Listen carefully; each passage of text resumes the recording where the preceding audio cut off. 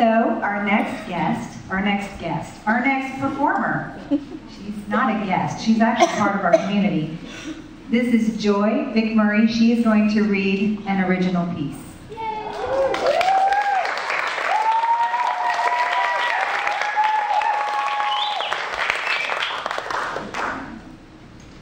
So mine is really long and will make up for the shortness of the other one. I grew up in Amarillo and I had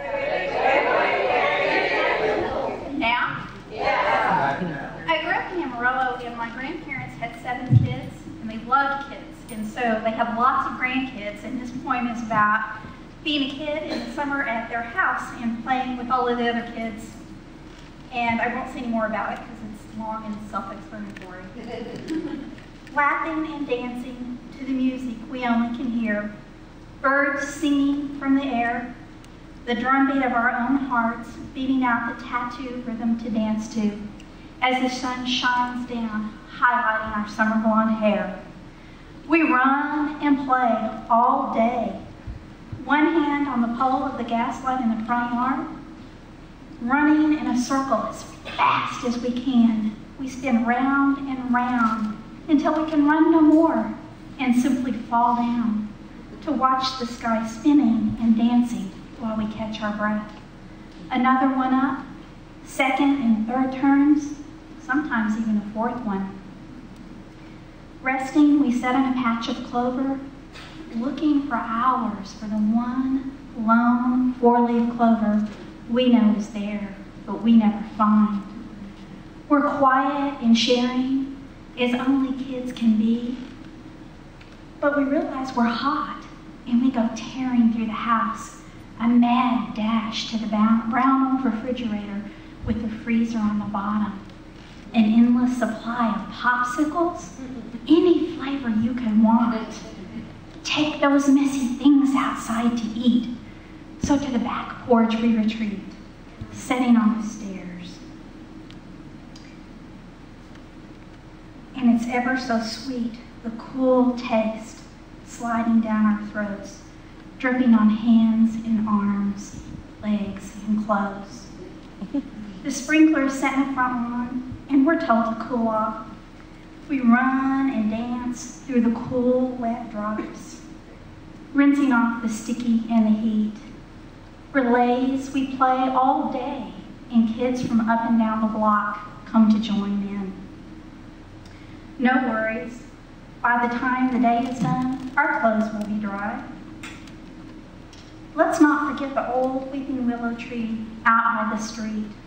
We drink from her leaves the sweetest elixir I have ever tasted, and rest in her shade. Under her leaves, we can be and do anything we want. Fly really high, or use her as a portal to another world and back again as many times as we want.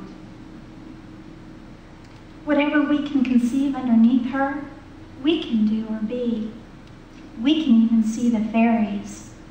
The adults only see a tree, but we know the truth. She is a magical and a sentimental being. Time for dinner and the sun goes down. The weather cools, but we just can't be kept inside. We change from shorts into jeans and back out onto the lawn we go, lying in a blanket of grass in a circle, toe to toe, admiring the stars, how bright they are, sharing dreams and desires, and then to bed and night, to rest, to start it all again. One day there's a summer picnic in the backyard, and we all complain, we're bored and there's nothing to do. So it's explained that China is directly beneath us. If we were to dig a tunnel, we would come out on the other side of the world.